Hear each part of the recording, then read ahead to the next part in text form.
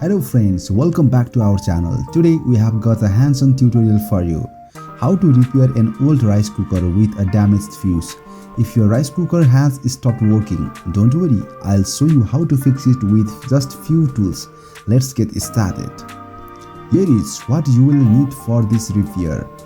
A screwdriver, soldering wire, soldering iron, dumper wire, multimeter, safety gloves. Always remember safety first. Make sure your rice cooker is unplugged before you begin. Step 1. Remove the outer casing using your screwdriver. Carefully unscrew the screws holding the outer casing of the rice cooker. Keep the screws safe for assembly later. Now we can see the internal components of the rice cooker. Step 2. Locate the fuse. The fuse is usually near the power supply area. It is a small cylindrical component that looks like this.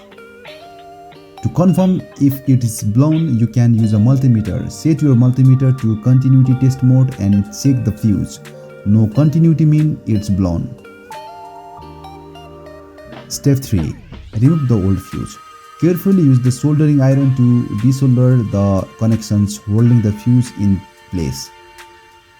Be cautious not to damage any surrounding components. Step 4.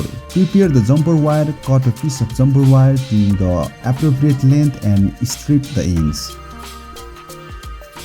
Step 5. Install the jumper wire. Solder one end of the jumper wire to one end of where the fuse was connected. This will create a bridge that bypasses the old fuse. Make sure the solder joints are secure and there are no loose connections. Step 6. Reassemble the rice cooker. Carefully place the outer casing back on the screw it securely in place.